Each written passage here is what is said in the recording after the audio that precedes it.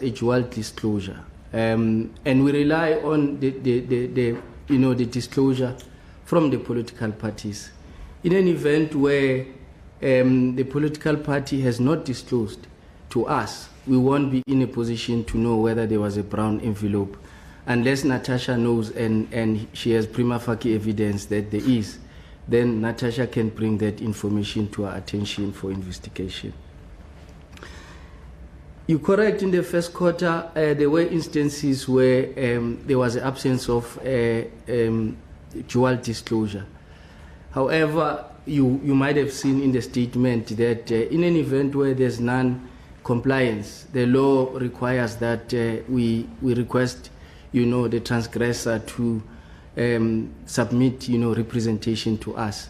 In that instance, we did, interact with the political party concerned, and then the representation was made, and the disclosure was made, but it was post, the quarter. The increase of the quantums. You are aware that this legislation is an act of parliament. So as the commission, we are not in the position to determine or to dictate whether the amount that is in the act in terms of prescription, the thresholds, whether it's sufficient or not. I think it is up to the public and the parliament to debate whether these thresholds are sufficient or not, because the civil society groups are of the opinion that 100,000 is too much. The political parties are, on the other hand, are saying who can buy us or who can influence us with 100,000. So there must be a way of finding each other between the political parties, the civil society, and eventually Parliament would be in a position to be the referee.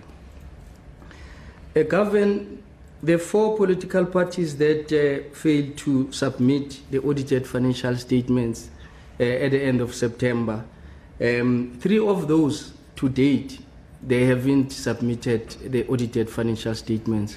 I must say that PAC submitted the audited financial statements post, the date of the 30th of September 2022. And those that haven't, the law provides powers, or give powers to us that we must withhold allocations that are supposed to be dispersed to those political parties. The false submission findings by the auditors from the submissions that were made by political parties at year end, or which is 30th September, we haven't picked up, any false submissions as reported by the auditors. The wrong standards that were used by political parties, the law provides that the political parties must use GRAP, but there are instances where political parties have used the incorrect legislation.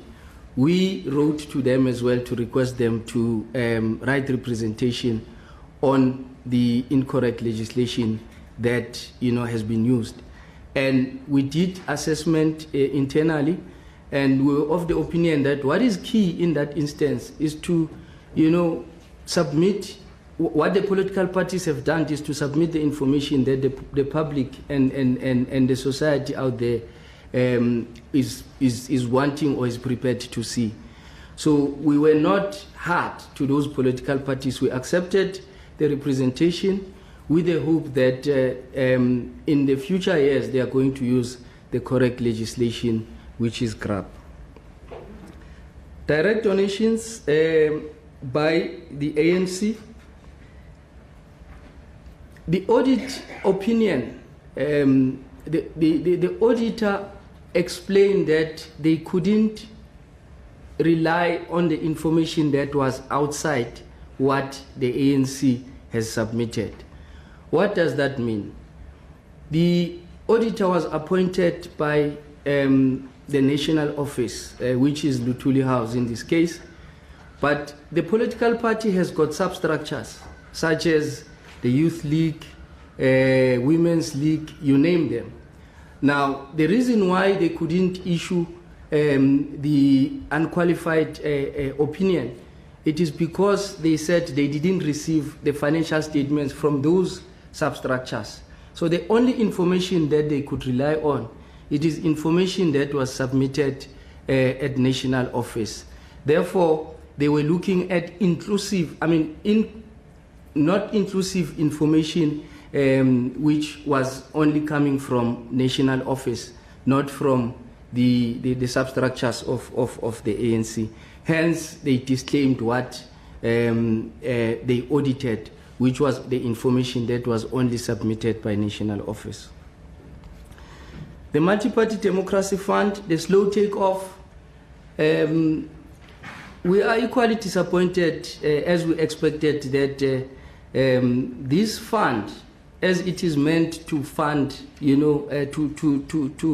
to fund political parties that are represented in all these legislative houses and to deepen democracy. The good thing and the nice thing about this fund is that all the political parties that are represented are going to receive allocation as per the representation. So it's different from direct donation. So we thought that it will get the appetite that it deserves from business and individuals. But to our disappointment, since the beginning of since the implementation of the Act, only the amount of 5 million was contributed to the Multi-Party Democracy Fund. And we are engaging with high net worth individuals, both at individual level and at structural level, in terms of meeting with BLSA or BUSA to sell the idea of putting money into the Multi-Party Democracy Fund.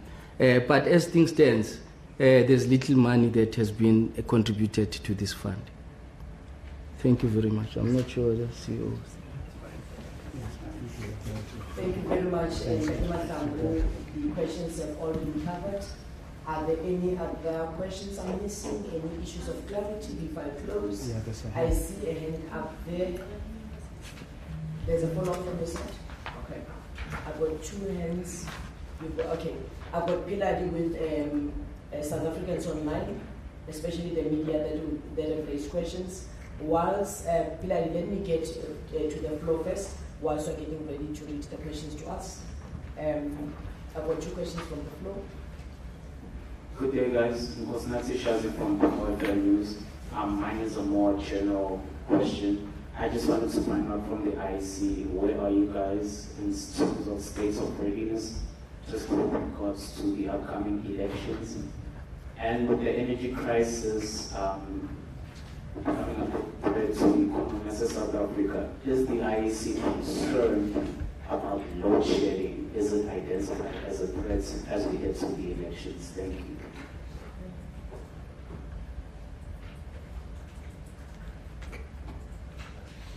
Proceed with the question, yes. Good afternoon, Governor, once again. Thank you so much. The IEC indicated that it was preparing itself to appoint a panel of investigators, which would be audited professional firms of forensic investigators. Were there any forensic investigations commissioned by the IEC to look into these submissions at all? Did they uncover anything? Another point of clarity, Mr. Mahlangu, does that mean that AIC, COPE, and NFP allocations from the representative political party fund will definitely be withheld, or is there any opportunity for them to rectify that? And then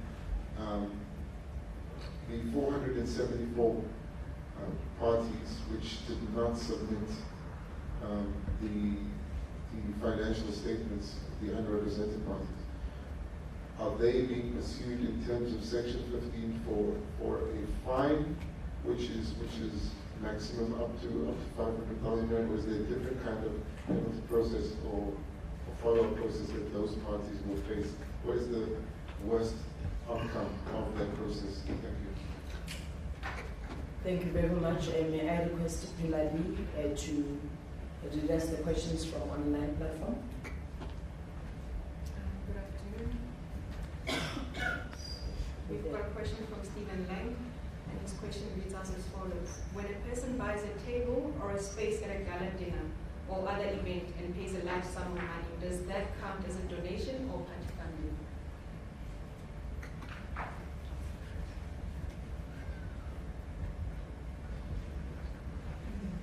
Is that all from your side? Thank you very much. Let's allow George Yeah. to deal with the remainder of the questions. CEO, you will deal with whatever, and then if there's anything left, we'll deal with. Thanks. Yeah, thanks. Governor, I'll deal with the withholding of funds, and I'll leave the rest of the questions to the CEO and the manager and the party funding. Yes, as things stand, the allocations from the RPPF are withheld until such time the political parties, do the right thing by submitting the outstanding information, and then we will release their funds. CEO, I suggest we have an opportunity to meet. Where's my help? Yeah. To just bring the mics to the CEO? Yeah. Where's my person? All right, thank you so much. Thank you so much.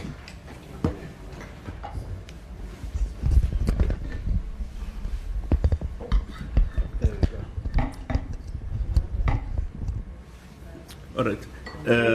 Thank you very much, Kate. The state of readiness of the IEC is that we had made a conscious decision to commence with the preparations for the 2024 elections already in the latter part of last year. Those preparations are proceeding full steam, and they are gaining good traction. Most of our logistical requirements for the registration weekends are in order. In other words, service providers have been appointed and production is underway. We do expect to receive registration material in the month of June and partially in the month of July. The voter management devices, we are updating the software, and close to 30,000 of those units have already been processed. We changing the operating software to the most recent version of the software, as well as linking those voter management devices to a mobile MDM. So they are being connected to an MDM so that we can trace where they are, what they are linked to at any a given time. The energy crisis is concerning to all South Africans as it does to the Electoral Commission. And we hope that by the time we go to the registration weekend in November and in the lead up to the elections next year, whenever those elections will be next year, that the situation would have been greatly ameliorated so that we can lessen the burden on our fiscal allocations in terms of providing for alternative sources of energy at the voting stations. So it is certainly a matter of deep concern to the Commission, and we really are hoping that it will abate in the lead up to the registration weekend and further on abate towards the election period. The panel of investigators, that panel is appointed. We are now involved in the contracting phase, and there are some administrative matters related to that are being finalized, but the panel is indeed established. And so are there any ensuing investigations at this stage? No. Excuse me. There are no investigations that are currently underway. But that does not mean they may not be in future. And in the event there are, if there is evidence suggesting that there may be serious transgressions that require investigation, resources from that panel will be activated accordingly. Buying a table? Yep. Okay. Buying a table for purposes of fundraising, in our understanding, does not fall within the scope of a donation. It's fundraising activity that parties are entitled to engage. It's not a donation. It's you're buying a benefit, so to speak, and that is within the ambit of possible and lawful activities that parties may undertake. CEO, whilst you're still on the floor, I've got a question from Cliff from Jacaranda FM. He's asking, are there guidelines for funding on independent candidates from Jacaranda FM? Well, the Party Funding Act has to be amended, and the process has commenced. The Portfolio Committee on Home Affairs received a draft bill from the Minister last week, and they'll continue discussions this Friday relating to amendments that must be made to ensure that independent candidates and eventually those that are elected who become independent representatives, they also get to be accounted for in terms of the party funding, in other words, state funding of political parties, but also the obligations that they'll have in terms of having to disclose funding that they may be receiving directly from donors. So that amendment of the Act has to be completed well before the election, so that independent representative can gain benefit of the state funding, but also at the same time be subject to the same requirements for submission and disclosure as parties do. Thank you very much. I see, I feel my door closing in, but I see one more hand before I do that. Thank you very much. I'll be Rodila from ENCA. I know my colleagues have touched on this, but I just want to be sure for the benefit of reporting accurately. It says that ANC's audit opinion is a disclaimer, which basically means there's insufficient evidence to back up who donated what to the African National Congress. No? But then it also goes on to say that some of that was rectified. So I just want to be clear on what to report. Is it a disclaimer, therefore we don't know who donated how much to the ANC or who did what when it comes to the party funding? Also when it comes to the ACDP and good as well. The audit opinion, I understand, was a qualified one, which suggests that there were material misstatements in the specific amounts that were donated to these parties. Just to be clear on that. So we're questioning some of what is related to these two parties as well when it comes to their qualified audit opinion. Thank you. Okay, insofar as we can decipher the audit opinion of the ANC, the information is there in the statement, so it has been disclosed. What the audit opinion says is that they are not sure if there were other donations which may have been received by other associated structures of the ANC. So that's really the basis of the disclaimer. Now, what did they rectify? Initially, at 30 September 2022, they only presented financial statements that related to the represented political parties fund, as well as statements related to the multi-party democracy fund, and nothing on direct donations. They since rectified that omission. So that's what the statement it's addressing. The second issue related to those parties who received qualified audit opinions. The Act is silent as we speak on what course of action to take in instances where a party is disclaimed or in instances where a party receives an unqualified opinion. The intended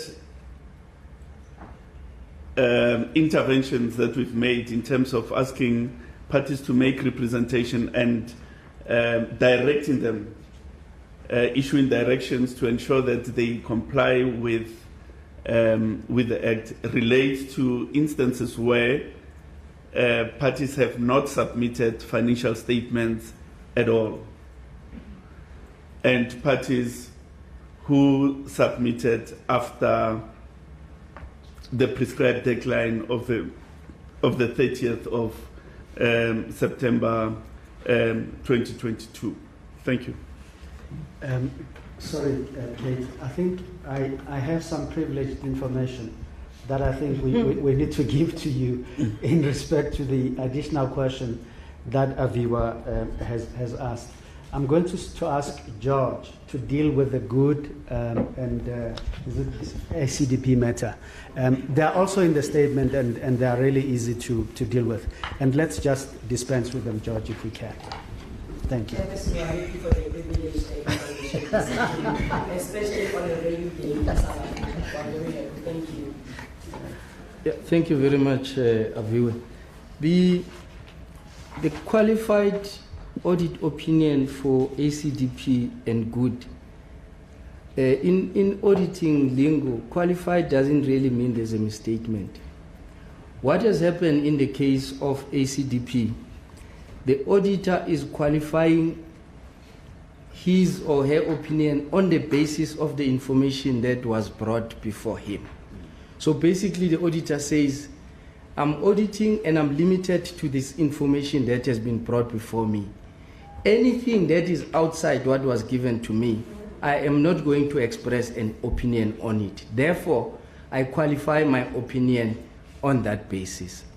On the good part is more or less similar, the same, but the auditor is specific that in an event where there's a cash donation that has not been brought to the attention of the auditor is qualifying the audited financial statements. So it doesn't really mean that there's misstatement or so. I think they are just safeguarding themselves as auditors.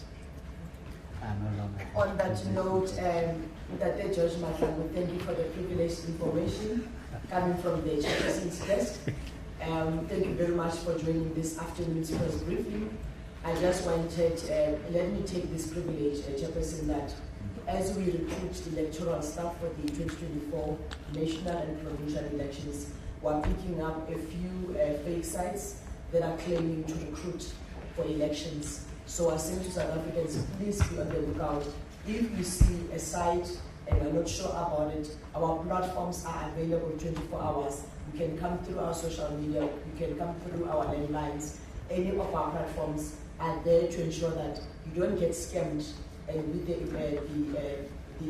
we are given an impression that you are applying for the IEC only to find that that is not the case. We are definitely recruiting online. You register on our portal, official website of the Electoral Commission. You'll get an SMS that says you have registered on the portal. So therefore, please be on the lookout. We are available to confirm whether a site is fake or not. On that note, thank you very much for coming this afternoon. We'll keep in touch. Thank you. Thank you. Thanks.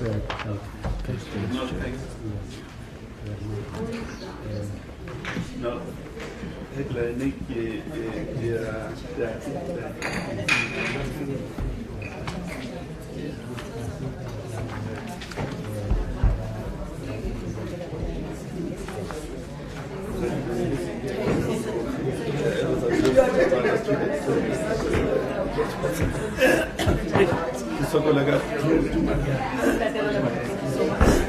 George, well done.